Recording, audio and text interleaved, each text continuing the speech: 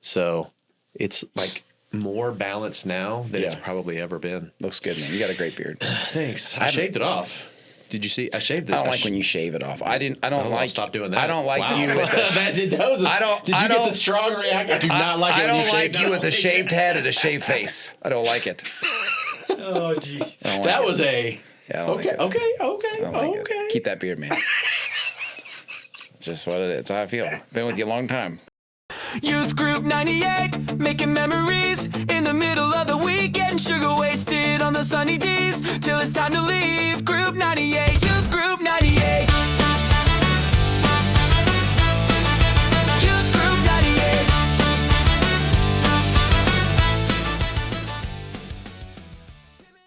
Well, welcome to Youth Group 1998. This is the podcast committed to looking back at youth culture from the late 90s to the early 2000s and trying to figure out what was going on, what we were learning, what we were supposed to be learning, what it really means to be a disciple of Jesus. We're looking back on a lot of things with fondness and with laughter and also a critical eye, trying to figure out how we might learn from it and do better. I am your co-host, Tim, as always. Two Adams. Yes, I'm Adam Myers. And I'm Adam Farnsworth. Yeah, if you are just now joining us, it's been an interesting few minutes getting into the episode tonight. So I'm hoping, listen, you two, all right, let's keep it civil, all right? Let's try to stay on topic. But just for the record, now that we're officially into the show, before we get to the topic for tonight, Adam Myers, how do you feel about the movie The Dark Knight? Oh man. Can you just for all of those in this room who have had questions, maybe even doubts, could you address your feelings on this film? Let's just call it best movie ever made. I feel like you've overcorrected. I feel like you've gone too far the other way. But I think it's the best superhero movie ever made. Okay. I'll die on that hill. And you have, just to be clear, you have always, from the first viewing of this film, you have always believed this. Yeah, there was never like a moment where you walked out and were like, that was not what I thought it was going to be. I'm feeling cornered here. You know, while you're cornered, Farnsworth, would you like to tell the people at home how they can find us on social media? So we're getting everywhere. We're on YouTube. We're audio. You can find us on your major platforms, Spotify and Apple. So we're getting up. We're slowly getting there. This is episode 2. So more to come, and we can only go up. And if they wanted to find us, there could be more. I don't know. Myers might just quit. I don't know. After today. If the people listening at home wanted to find us on Instagram, what's that handle? See, I'm getting attacked. It is YTG_98. There you go. So find us on Instagram. That's where you can jump in and join the conversation. Tonight, we are having a conversation from the 90s about what would Jesus wear? What would Jesus wear? We're talking about like faith, fashion. We're talking about witness wear. We're talking about what would Jesus do bracelets. Maybe you even had one that said frog on it. You guys are with me, right? You've done this. You were a part of this. Sorry, yes. I'm going to stop you there. Yeah. I don't remember what frog was. Forever relying on God? Fully rely on God. Thank you. Fully relying on God. It's interesting because I never had one. I didn't either. I felt like it was derivative. It was like, what would Jesus do was such a movement, such a big thing. Why'd I got frog on my wrist? That they were like, oh, what are other things that we could say? What are other? Is that an acronym? Is it like if every letter an acronym? It's an acronym. So I was like, what other acronyms could we put on a bracelet or a T-shirt? So yeah, what was it? Fully rely on God is the way I remember it. Yeah, I believe that what I think I've learned so far in this episode is that you have a great memory. Or he is so confident, he just sells it, and we just say, okay. This is all getting edited. There is no way this makes the final cut. Let's jump in. Adam Myers, we'll start over here with you. Do you have a memory of being in that teenage area of life, that age range, and you started wearing or seeing like the Christian t-shirt movement or like the Jesus wear? And did you have a favorite one? First of all, did you wear it? And did you have a favorite one? Oh, yeah. I would say growing up in high school in 99, 2000, 2001, that was pretty much my wardrobe. So, and what was interesting about that season was that particular time culturally, Jesus was cool. So that was something I lived through as a Christian going to high school, was that even people that didn't go to church, there was this reverence towards church. And so what happened, like, for example, with the WWJD bracelets, they were very popular. Everybody wore those. And a part of it was you actually saw some professional athletes wearing them. One of the athletes that sticks out to my mind was Allen Iverson, was real famous for that. And so he wore them. And so it just became this thing. So you saw kids wearing them all the time, which was an interesting thing being a Christian, because part of you is like, oh, that's so cool that so-and-so from school, the popular kid, is wearing this. But then you also know what that kid does, the weekends. I don't think you're like, what that. Yeah. So like WWJD was big. When I was in high school, a real big thing that a lot of students had was kind of like these lanyards, like where your keys were attached to them. So you could like kind of put it around. And it was so like the WWJD was like a big thing, and like you'd stick it in your pocket and like it'd hang down. The lanyard would hang out? It'd hang out. Yeah. So did you have one of those? Oh yeah. I had all of it. I was like all in. So WWJD bracelet, lanyard, and then t-shirt wise, I still remember the t-shirts that I had. So there was a t-shirt that said, instead of Gold's Gym, it was God's Gym. Yes. And it was Jesus laying on the ground, and he's pressing the cross up, and like the back was like bench press this. I think I had that or something, yeah. And so I had that. And during that, bring that back when you go to the gym. It was great. And during that time, I don't know if y'all remember, there was a very famous series of commercials called Got Milk. Yeah, it was real big during that season, and so there was a Got Jesus shirt. I remember that too. But I had one particular shirt. It was my favorite. I wore this shirt so much that it actually fell apart. It became super thin from being washed. And it was, the front of it said, "Salvation is a free gift." It was a white shirt, black lettering, "Salvation is a free gift." And then on the back, there was like this big horizontal, colorful Jesus, like hanging on a cross, very dramatic. And then underneath it, "But it wasn't cheap." So I mean, and there was a lot more, but that was a massive thing. And so also during that time, in town, like we had a place, family Christian bookstore, and it was like, that was like a big deal too, because this was, there was no Amazon.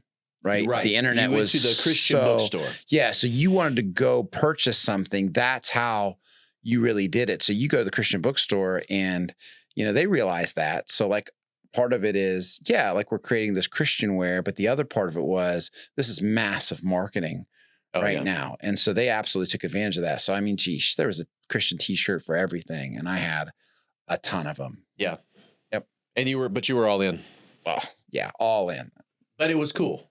That was the thing. It wasn't like you wore it and then you're like, oh, that's the weird kid who wears the Jesus shirt. No, and that was the thing that was such an interesting time period about that, was that there was a reverence for church. There was a reverence for Jesus. I mean, even like, there was like, we would wear Jesus sandals, and they would just be like these, leather kind of brown stuff, but people called them Jesus sandals, and again, so it was trending.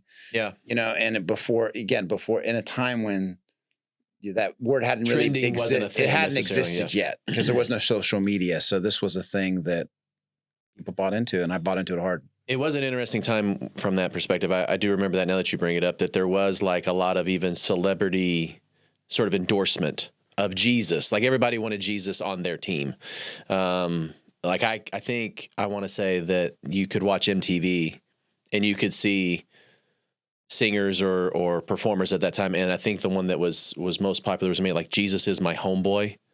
was like the T-shirt was like, that was the one that everybody was after or that they wanted to wear, because it wasn't that they had made any type of profession of faith or even that they wanted to be in the tribe. You know, we talk about like it's an identifying marker of who's on your team or whatever. I don't even know if it was that. I think it was just there was this moment for a brief time in history when sort of wearing something supporting Jesus was popular and it was fun and famous.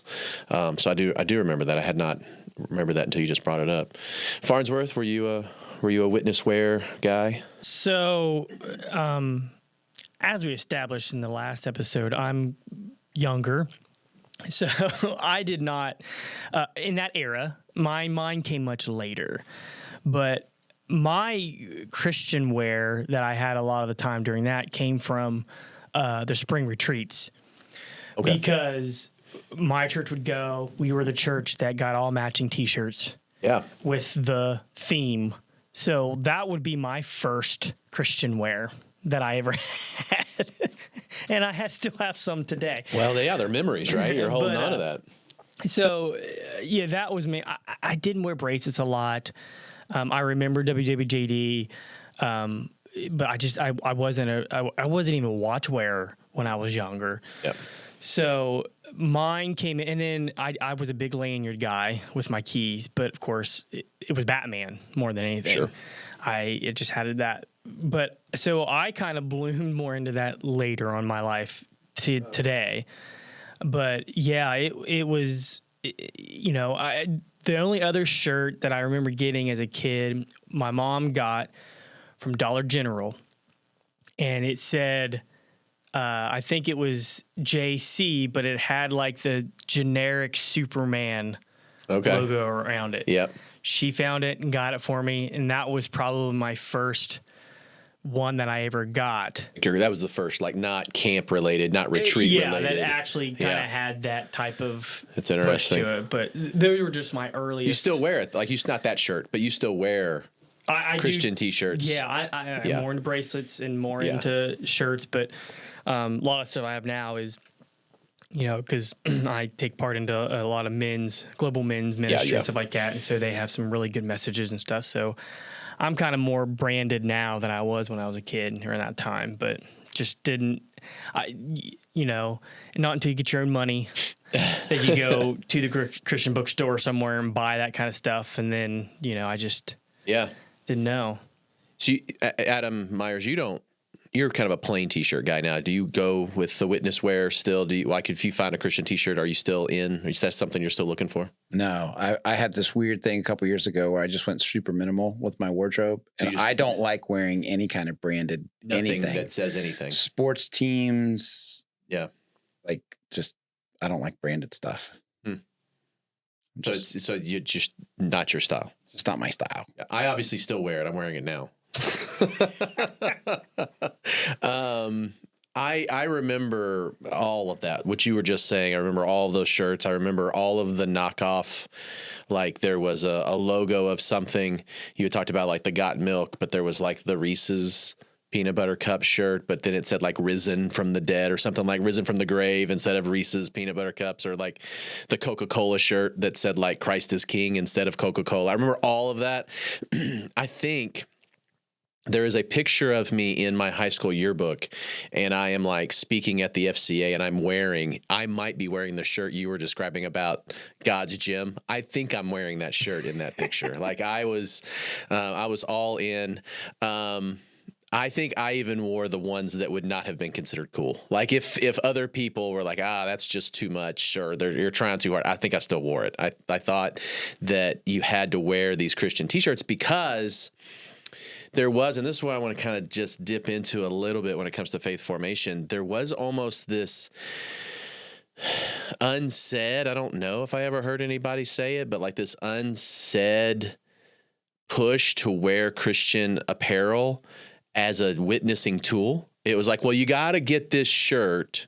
You got to wear this thing, this bracelet, because then somebody will see you wear it, and then they'll ask you about it, and you'll have an excuse or a reason to tell them about Jesus. Does that sound familiar? Does that sound like something that am I making that up? Am I the only one who thought that was why you should buy these things? No, I think that was the thing, because during that period, you're trying to find your identity. And so much of your identity was tied to what you wore. Yeah. And I mean, so you saw that everywhere, right? So like there were brands. Like I remember during my middle school into high school years, like Tommy Hilfiger was like this real big thing. And, there was just different brands that sportswear that was important. And so when people were forming into like these cliques, you would see them wearing those styles of clothes. And when I think about like my middle school years, especially, I think about those circles of people that they hung out with. A lot of my mind's tied directly into what they wore. So I think it was twofold. A part of it was, this is the identity that I have. I am a Christian and I really, really want you to know that I'm a Christian. So this is how I'm finding my identity in that. But then the other side of it is exactly what you said. I think there was this idea that was communicated, verbally, obviously communicated, but even non-verbally in ways during youth group, that this was how you were going to change the world. So there was this sense of, man, when I put this t-shirt on, man, I'm a statement now, and I'm walking into my schools and I'm kind of walking around I think the funny thing is I'm having this conversation in my head. I'm not actually having any conversations out loud. I'm not telling anyone about Jesus. So there was moments where like I would go through the whole day and I would come home and go, man, look what I did for the kingdom of God. And I didn't actually talk to anybody about Jesus. I just wore this shirt, and probably more often than not, because I was that guy. Yeah. Especially when I got into high school, because that's when my faith got really serious. People knew that I, was a believer, and so I probably just became white noise. Yeah. Just like a lot of the other groups became white noise because that's just what they wore and that's just who they were. I probably fell into this little circle like everybody else. I'm sure I did. Sure. And I'm a Christian, so I'm going to carry my Bible and I'm going to have a cross necklace and I'm going to have that because that's who you are. So I become, I became a character in a sense. But the part is I never had a lot of conversations. And what's interesting to what you're saying was I don't remember very many times anybody ever coming up to me and saying, hey, can you explain what your shirt means? Yeah. Some people go, oh, hey, that's a cool shirt. Yeah. So I think that's where there's a little bit of an ethical challenge that I have. Because again, I don't know that anyone ever said to me, you need to buy this shirt and you need to wear this shirt because it's going to make God happy, or you're going to honor God, or it's going to be this tool for witnessing. I don't know that anyone ever explicitly said that, like in their marketing. But it does seem inappropriate to market clothing if that was the message, right? To be like, this isn't just something that's fashion. This isn't just something that's an identifier for your tribe. But no. This is how God moves the kingdom forward. 1999. You know what I mean? Like, this is how you do this. Like, send us $20, wear this t-shirt. People are going to have their lives changed. I don't know that anyone ever said that, but I definitely remember feeling that, believing that was going to happen, that was like a part of the point. Like, you wear these things so that you'll engage in the culture. But I'm where you are. I can remember one time I wore a Christian t-shirt and someone asked me about it. I was a big wrestling fan. Were you guys wrestling fans? Oh, wrestling. WWF. That's another that's another podcast for a whole other day between me and Adam. But yes, Adam and I were big time wrestling fans. So WWF or WCW? Both. No. But we were, don't be a pleaser. Pick one. We were probably WCW more. Well, yeah, until we couldn't. Yeah, for sure. Because, WCW until you couldn't anymore. Cause they were gone. In the 90s, WWF was a little... Yeah.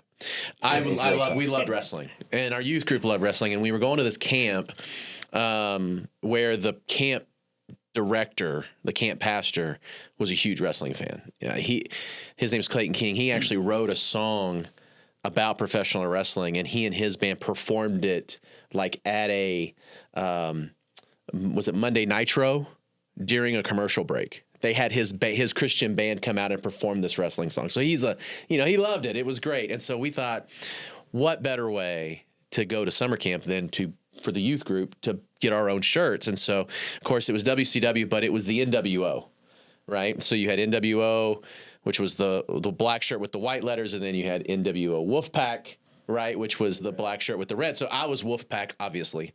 And so it was this shirt that said NWO, and on the back it had, I can't remember which verse it had on it, but it was, probably something about being saved or transformed. Like, this is how profound this shirt was. I can't even remember what the Bible verse was that was on the back of it.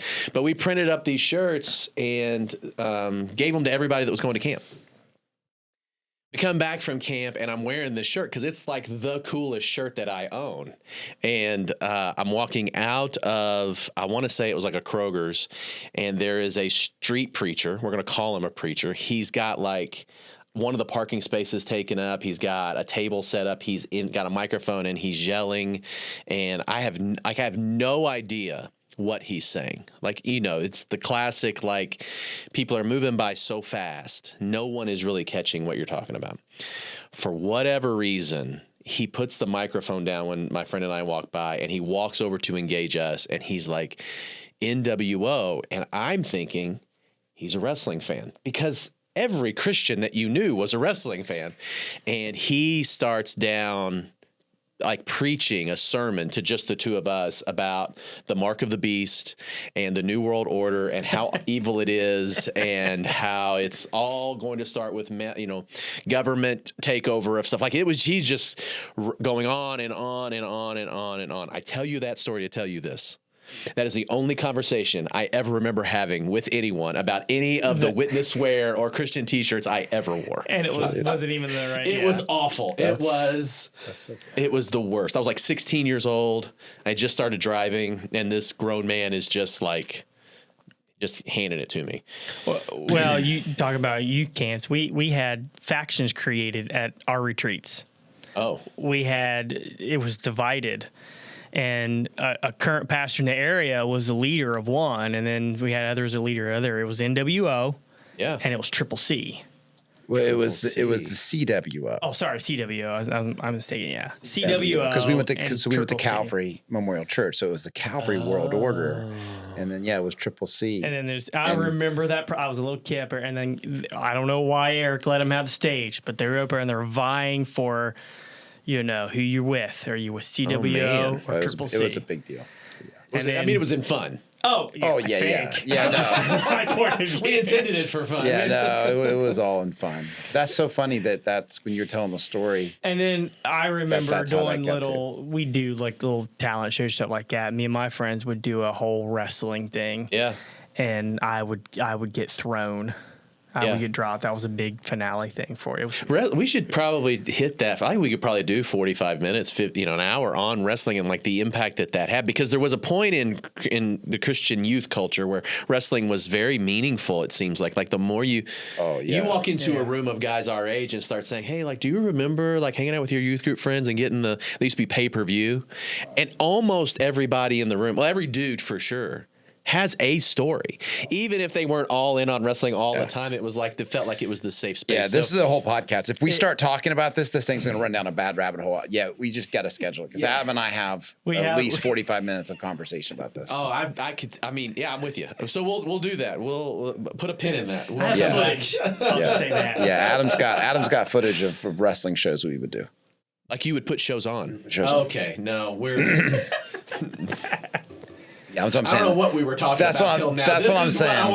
That's what I'm saying. This will go down a rabbit hole. So much for a structured podcast. So much for you were talking about the shirt. Anyway, I think that's the question that I would have is was there a point at which we either communicated to people or it was communicated to us that because we were wearing the Christian T-shirts or we were wearing the What Would Jesus Do bracelets or whatever, that now this was our evangelism. I think what you said was really interesting, because it's my story too. I wore a lot of Christian fashion. I didn't talk to anybody about Jesus. Wore his name on a lot of things. Don't remember actually engaging in conversations because of it. Yeah, and I think that's the danger of it, is that you can look it, but not actually live it. And the truth is if that's that you are a character. And I know that's some strong language, but if you just think about what that means, you know, in terms of life, and, you know, that's the thing that it was hard to understand in that cultural space. And yeah, looking back on it, I think it's kind of a sad thing, because I can just remember, I just think, man, how many missed opportunities happened because I thought that was enough, and didn't really realize that I needed to really pursue broken people, build relationships with people that didn't look like me. And I think that's the danger of it is because of that, it actually made me look so much not like you, that now I'm in this circle and I'm in this camp. And that's a lot of high school and middle school. There's insecurity. So you're trying to find your tribe. You're trying to find your safe circles. And, you know, because there's insecurity, you know, kids are just mean at times. So without realizing it, there becomes this us versus them mentality, where there's this weird thing when you're a high school kid where you love these people, but you don't really want to be around them. And I think the funny thing is if you look at like where we are currently in the social media space now, and how that's kind of become the new way of this happening, that still exists. Okay. It exists politically. It exists with, you know, the culture that we live in. So it has evolved. And what social media has done and what these social platforms have done is evolved. So now, instead of a Christian t-shirt on my Instagram handle, I have this list of things. And one of them is, you know, love God, Christ follower, Jesus follower. But then the problem is all the things on my reel don't really match that. And I think that's how it's evolved. What do you guys think about like cross necklaces? Because I feel like that's one apparel type thing that a lot of people wear, and, you know, some more visible singing, hanging than others. But I was just thinking, as we're talking about that, like, is that something to where it's almost very similar? Like I can wear a cross necklace and that's enough. But yet, it's a good question. Do they really live that? Like you're saying, like your Instagram, right? You know what I mean? You have it there, but everything else doesn't show that. But you see so many people, I mean, celebrities, athletes and stuff, and they'll have big old cross, right? Because it's, you know, but then you wonder, do they really follow that? Yeah, I think or is it just I think that's an interesting question too, because it's very similar in the bumper stickers or the Christian t-shirts or the things that you see on social media, the cross necklace. There is this point where products are marketed to people, and we're like, well, I'm going to wear this cross necklace because of the impact it's going to have on others. But ultimately, you probably bought that cross necklace because of the impact that it has on you. Even if it was just, well, I just really liked it. I thought it was really cool looking. It didn't really have any significant meaning to me. Like, there was probably a day when wearing a cross necklace, you only did that if it had some great significant spiritual meaning to you. But then, like the Jesus is my homeboy t-shirt, or, you know, the What Would Jesus Do bracelet that celebrities would wear, it just became this thing that I liked, this thing that I wanted. And so I don't know that I'm like, it's almost, you had said white noise, like to see someone wear a cross necklace, it's almost just jewelry. It's almost white noise. I don't think that you can assume any spiritual meaning or significance when you see that, any more than you can think about the fact that it's on their Instagram handle that they're Christ follower or whatever. There's no way to judge fruit. There's no way to know this person by that one emblem or that one thing. And it almost has become popular or comforting to the person. And there's, I mean, especially jewelry, there's, you know, some people who like, I just feel really close to God when I wear it. I just feel really comforted by it. That's for you. Then that's not a witness piece. That's just something that you're experiencing with those things. And so I don't know. I think there was a point too where Christian t-shirts specifically, the messaging that was on them was no longer about witnessing to other people. right? We weren't selling messages that were going to be meaningful to the people who were seeing the t-shirt. We were selling messages that were meaningful to the people wearing the t-shirt. And I think there's a risk in social media or in bumper stickers or in t-shirts that the message that was meaningful to you is counterproductive to the gospel witness that you're trying to have. I mean, like the cross necklace that you're wearing that maybe is gaudy and someone might think is too expensive or over the top. You're wearing it because you want people to know you're a Christian.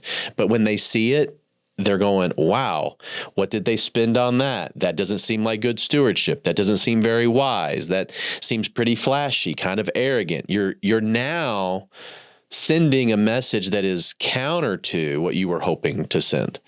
And I remember seeing some t-shirts when I was younger and thinking, I don't think that's what a Christian wants to say to a non-Christian. I don't think that's the impression that you want to leave them with. And so it's kind of like you pull up behind a car and there's a bumper sticker on it, and you read the bumper sticker and it's completely out of context. It has no reference. It's just this statement. And so whatever that means to you as the reader, that's what you assume is true of the driver. And so I think that the danger in the Christian space when it comes to apparel and it comes to, fashion and those types of things, I think is this a message that they're trying to sell to me as the believer for me, and this is for, it's not going to mean anything to anyone else? Or is this a message that's intended to be broadcasted? I do want that out there. And I think the older that I've gotten, the fewer messages there are, I think the simpler the messages needed to become, that if it was going to have any impact on anyone else. And I honestly don't think that it does. I just don't think it has any impact. I think I like it and that's enough, but I don't know that I feel like I'm having any impact by wearing a Christian t-shirt. And I think sometimes if we're not careful, we're going to have potentially the opposite impact that we were hoping to have. Same thing with a social media post. Yeah, and I think you're right. You made a good point. I think it actually leans towards the negative, right? Because if we're not actually having conversations and we're not earning the right through relationships, and that's the thing about a relationship, you can have a meaningful connection to somebody in a minute.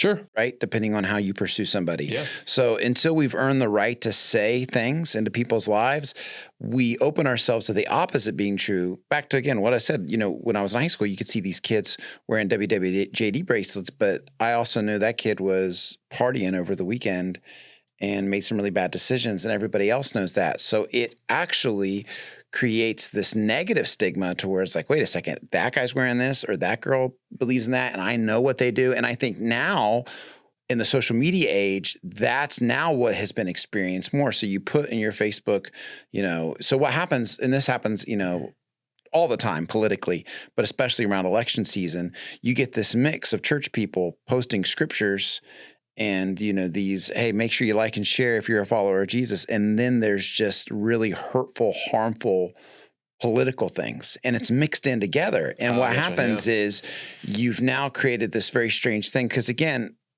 you're just a blurb, your words on a screen, right? And because you're friends with somebody else, you get to see that, or it's Facebook, so they're your friends. But then what happens is you go, well, man, if that guy goes to church and he's posting these things about Jesus, but then he's saying these things, you know what I mean? And it creates that. And we would tell students this all the time. When I was doing student ministry, we would really just try to press into them about taking their faith and their life and their witness seriously. And we would talk to them about how hard it is in a broken world to share Jesus and what it takes to earn trust with somebody to be able to have gospel conversations. And what we would tell students is that some of y'all that say you love Jesus, but your life doesn't reflect it, you're making it really hard for us. Oh. So we would say, hey, here's the thing. Either start following Jesus or stop telling people that you love him. Because when you tell people that you're a Jesus follower and then you just go live and do whatever you want and you hurt people, you just make it impossible for us to try to then fix that. And that's what happens, unfortunately, in the social media space, is that you can't in one post talk about the love of God, and then the Right. next post just spew ignorant hate. Well, I You would just- can't talk and when you're on cloud nine, things going great, but then when things go bad for you, not talk about, or vice Sure. versa, right? Like when things Yeah. are terrible, you're praising God, you're asking for Him, and then when He pulls you out of it, well, everything's great, and you're not talking about. You can't have it. You got to be consistent. Yeah. I agree. But I think it's even deeper, because I don't know that it's, you're posting about Christ and your faith in one post, and then the next time you're posting something that's hateful or hurtful. I think you post about Jesus, you post about your faith, and then your next post is not mindful. You just didn't even think about how it was going to be perceived. Like you don't know anyone that would be hurt by that. So you didn't even think that it was hurtful. Like I think that's where, when I look back at the T-shirt thing, and I think you're right. I think the social media post maybe has replaced that as far as the expression of the group that you're in or the tribe that you're with. But just it's not that I was intentionally hurtful. It was that I didn't even think about it. I thought that putting the one thing out there about Jesus was enough. Like I wore a Christian T-shirt. Like that was enough. And I think that was never enough. And I don't know that it was ever marketed to me that way. I don't know that anyone ever put an ad in the Christian magazine or whatever. It was never that. It was just, I believed that, you could just wear this Christian T-shirt and then that was enough. You were going to witness. You didn't need to tell people about Jesus. You didn't need to build relationships. You didn't need, to take that step to get to know anyone. All you really needed to do was like a billboard, just put it out there. And then on the next thing, whatever else, like maybe it wasn't your T-shirt, maybe it was the language you were using or the way that you were treating people. That was the next billboard. And it was just not, you didn't consider it. You just didn't even consider how it was going to impact people. And we left people with the wrong impression, I think, often of what it means. Still do. We're still leaving people maybe with the wrong impression of what it means to be a follower of Jesus. So I got two things. One, it goes along with this, but it's like really cool because I've had multiple interactions on the one, and then kind of a weird interaction on the other. But and it's current. So I have one T-shirt that I like to wear. And, the T-shirts I have now, like they have a personal meaning or connection for me. So that's a part of it. But some of them are designed to try to put that message out there and get conversation started. But one of them is, it says, make disciples, not excuses. Very straightforward. And I've had a lot of love that shirt. Compliments from people I know, people I don't know. But then I had one that went interaction and it wasn't even, we were on vacation or something like that, walking around an outlet store or something. And I had a shirt, I actually have two of them. And I got this shirt because I completed a 2-week challenge. And it was all centered around the movie I was in called Hold the Pass. Like they put out a physical and spiritual challenge. It was 2 weeks long, really intense. And they kind of base things off of the story of that movie and stuff like that. And then you can get a shirt. I don't think it was meant to like really be a messaging outward. It was just kind of, here's, it was just in red letter, Hold the Pass. And I love it. I love the process I went through it and all that kind of stuff. And I was wearing it this one time, walking around with my family and stuff like that. And this guy, he makes a comment like, I can't remember what he said, but he commented on the shirt. Oh, I like it. Yeah. And he said something like, yeah, it's hard or something like that. And I kind of, yeah. And I kind of walked by it. It took me a second to realize, I thought it was a football shirt.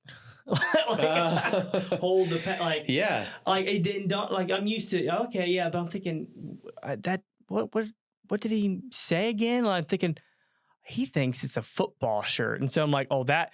But now, once again, I don't think that was the intent of that shirt because it had no other context with it. But look, again, there's a message out there, no context, no frame of reference, no knowledge. Yeah. Now, the other thing I was going to say was kind of cool, and this is more contemporary, but a fellow here is a former youth, and when he was in college, he went to go for a business degree.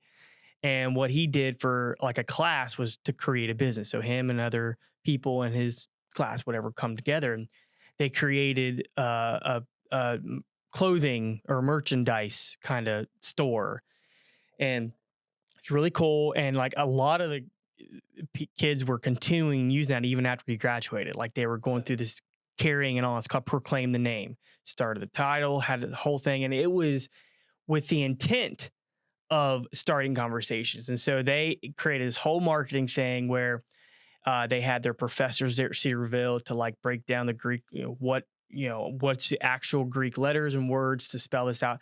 And I think you can get different words, but the whole question is, that's a cool shirt. What's that say? Yeah. And it's to get you to start, it says this, it means this. And they had things down to the little, like, get really detailed on like the logo. Like, so here's a little very simplistic graphic of the tomb roller way of the cross, of crowns, but it was all intentional, and it was all about being able to start a conversation. So it was, I think it's really relatable because that was like more of a time where they were trying. That's what they're trying to do, but is that, Did it happen? How many conversations did started because of that? And they would give you, when you bought stuff, they would give you the card to kind of help you. Sure.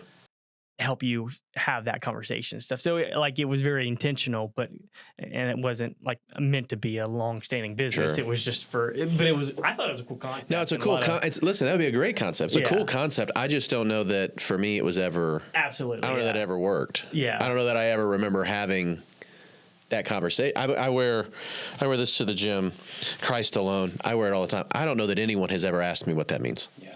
I don't know that anyone has, but it doesn't mean that they couldn't or they wouldn't. But I do think this. I think if you want to wear the shirt that says Christ alone, or you want to wear the empty tomb, just do it for you. Yeah. But I'll kick this at you too. And we're running short on time because we joked around a lot early. But I think this is interesting.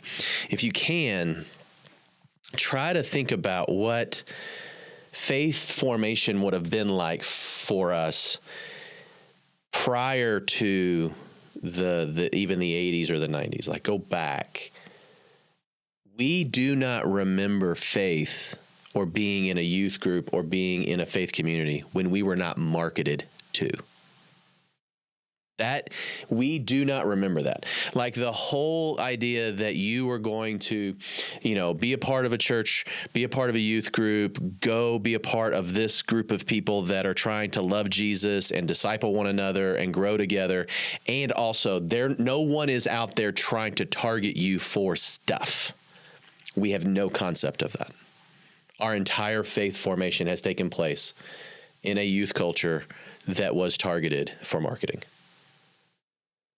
And so I think that there was probably some mixed messaging that came through because people who sell products are motivated to sell products. And in the midst of trying to figure out what faith really is and what it really meant to follow Jesus as a teenager, some of the messages that I think I got were targeted ads to get me to buy their stuff. And I think that's a great analogy, those targeted ads.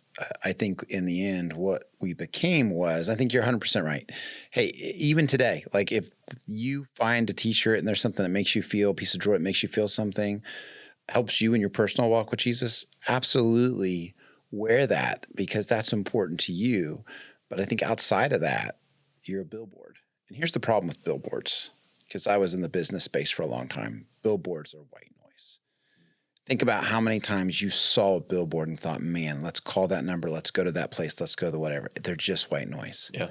And we become billboards, And so there's this famous saying that you've heard. No, you guys have heard it. Probably people listening have heard it. Preach the gospel at all times, and when necessary, use words. That sounds like that's a great saying. And what it's indicating is that your life is the message, and that's true, right? James will tell us that, right? Like show me your faith. But here's the thing, and Adam said something about the conversation. You just have to have the conversation. That's the point, is that you actually will have to use words. Yeah. The reality is that people are watching your life, true, but very rarely, and I think that's what we're saying, very rarely because of what I'm wearing, right? And I think we got to be careful here. Very rarely just because I make good decisions will somebody come up to me and go, hey, Tell me. Oh, you're so kind. Tell me about Jesus. Tell me about That's Jesus. nice. It won't happen. What will happen, though, is when I pursue people who are broken and lost, and I love them, and I invest in them, and I show up in their life, there will come a time when I will engage that conversation, right? Sure. Where I will see them in the midst of a crisis, and we can talk about things like hope. And I can find out, hey, this is something we've been trying to encourage our people to do at church, is that, you can have an in-depth conversation in a minute with somebody, because people love to talk about their stuff. So when you have that moment and someone's unloading, there's a space where we can be compassionate. Hey, I'm so sorry that's happening. Hey, that must be hard. And then just ask them. And this would be good for people that are listening. Just next time you hear somebody at work talking about their life, it's easy to just sell them out, to go, oh, geez, again, here we are again. Oh, this person, all the whatever, right? But just stop a second and go, you know what? They're going through something. Let me hear it with compassion. And let me look at them at the end and go, hey, what gives you hope through this? You're going to know real quick where they stand. Yeah. And when they don't say Jesus, that gives you a chance to go, hey, can I tell you what gives me hope? And now you can have the conversation, because unless you engage and have the conversation, more often than not, unfortunately, it's all white noise. It's not gonna happen. Yeah, I got one quick story that I used it a lot when I was in student ministry to kind of show, because to me, it kind of going off that quote, we always hope that people see us and see our actions and we live up to the word. And it shows, right? And definitely engaging in conversations really backs that up and confirms that. And I always share this one story when I worked in Lowe's in the secular world.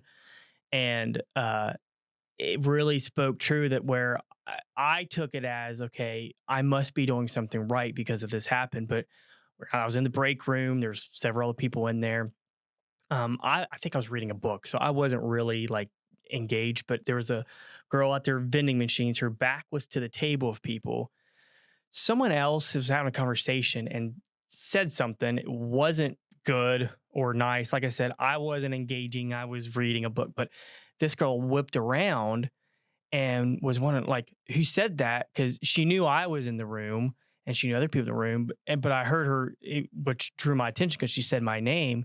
She's like, oh, I was like, I wondered who said that, because I didn't think Adam would say it. You know what I mean? She said it in a really positive way. And I was like, I think I kind of know what it says. Yeah, I definitely wouldn't have said that or made that joke or whatever. But to me, that stuck with me, because it's obviously I'm thankful I am living out the life I'm supposed to. And somebody that caught somebody off guard, because I wasn't in the break room spouting off whatever and thinking whatever, so I love using that as an example to help show kids that can be true. Oh, absolutely. People can take notice of your actions, of what you do and how you live your life out. They should. And, but that just sparked that memory, because I hope that that leads to other conversations, to where you can have a deeper conversation. Because I think the same thing, to where I want people to notice and always be like, they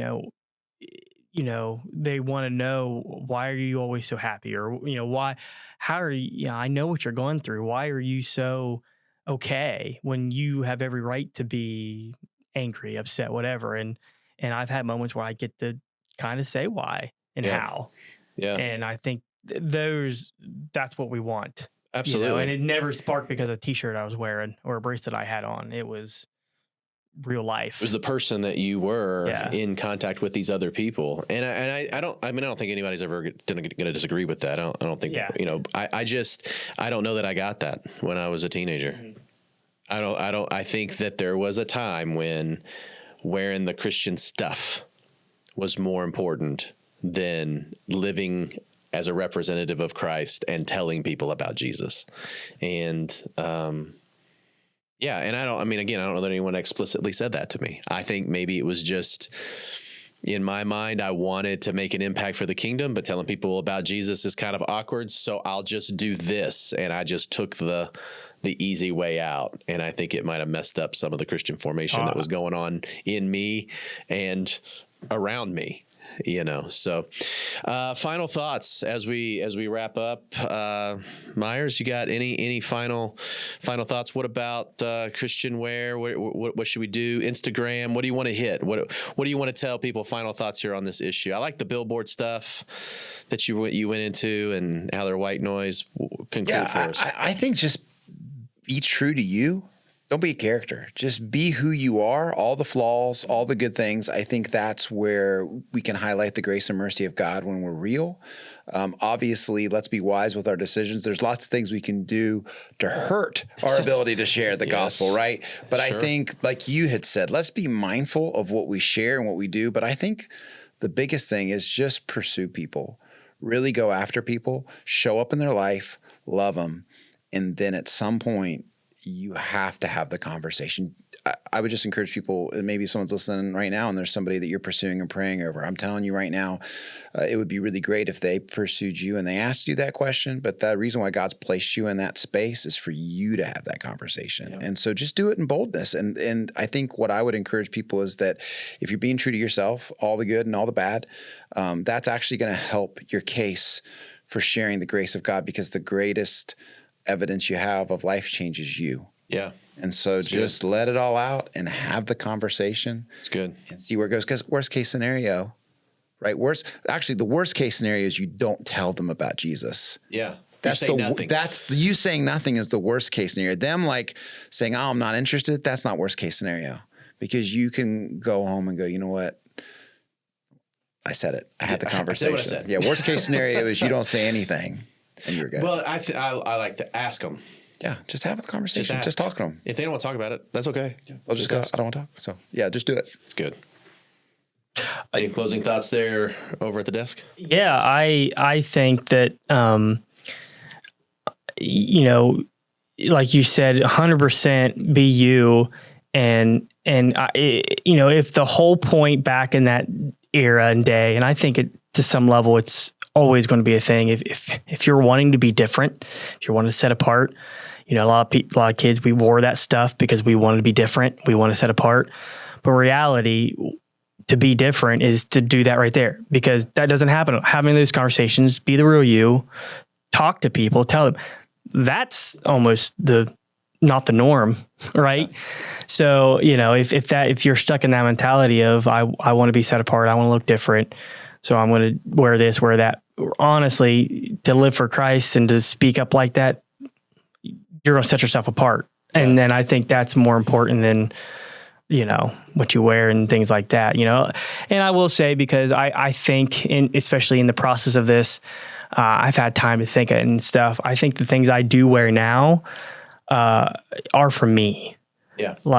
And it's making me think a little bit more, because there are days to where I don't want to put that shirt on because do I feel that way now? Do I believe, whatever it might say, I don't want to disgrace it or lie by putting it on if I'm not feeling it today. You know what I mean? I need more prayer. I need more time in God before I feel like, it's probably a whole other podcast in that theory, but I think if you want to set yourself apart, it's not by what you wear. It's how you live it. Yeah. So, well, if I'm getting the final word on this, I would say if you enjoy a good Christian t-shirt, wear one.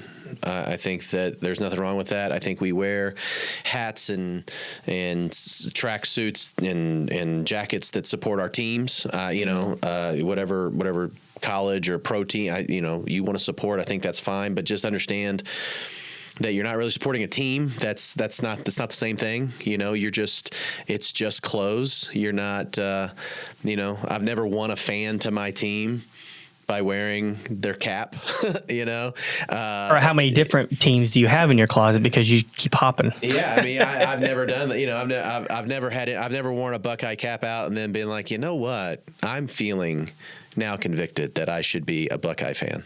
Although, should be a Buckeye fan. It's a lot of fun.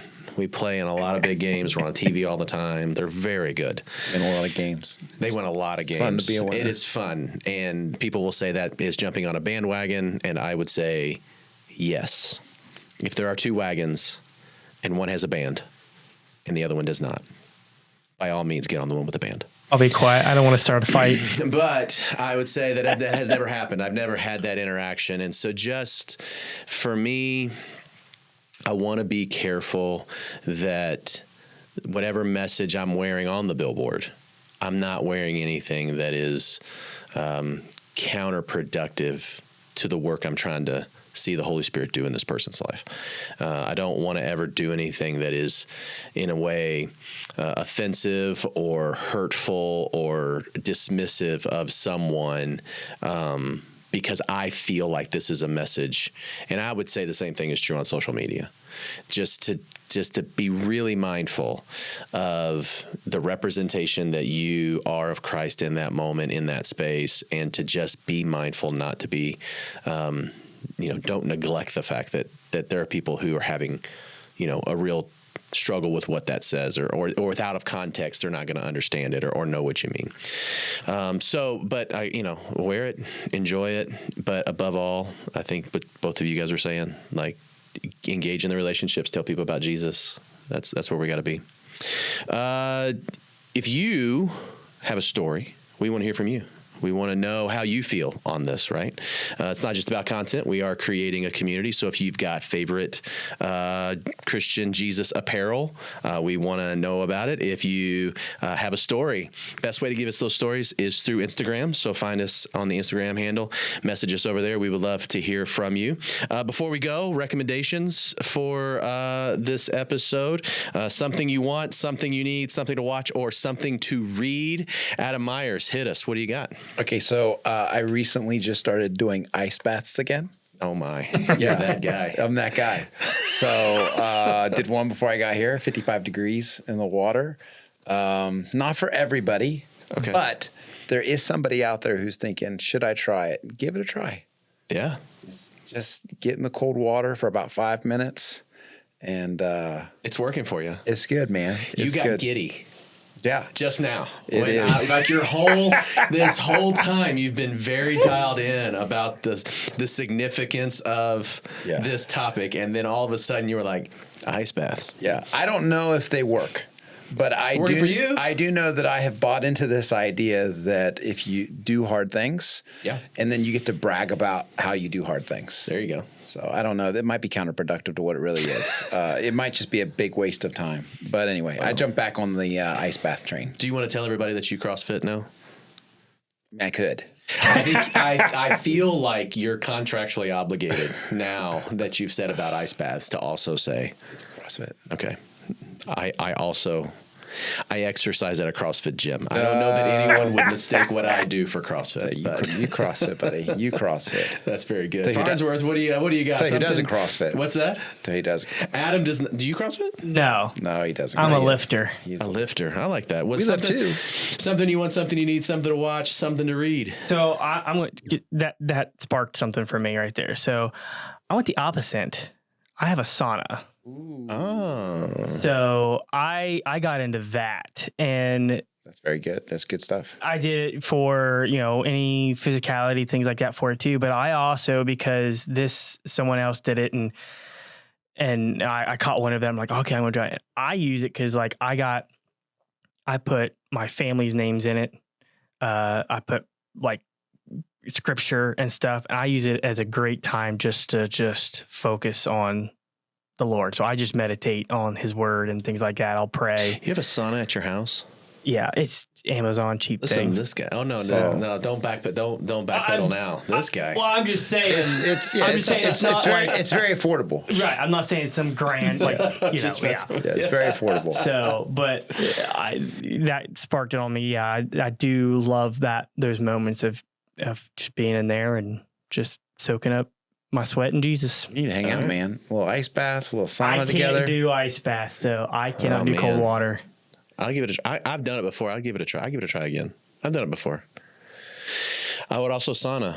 But listen, I'm going to take the easy way out. Something to read. I got asked this week, my favorite book of the past year, favorite book I've read in 2025. I have two. Lonesome Dove. If you've not read Lonesome Dove, It's amazing. You gotta check it out. It's a long, slow burn, but it's about two cowboys who argue like an old married couple, but they have decided that they are ride or die, that they are in it for forever with each other. So it's great. It's a great epic Western. It's great. And then movie getting ready to come out, Ryan Gosling, Project Hail Mary. The book is awesome. The audiobook is also incredible because they do voices. And I always think that if you have voice actors doing voices on audiobooks, it's worth the listen. So those would be my something to read. Lonesome Dove's real long. It's real long. So if you're trying to get it in before the end of the year, you should start now.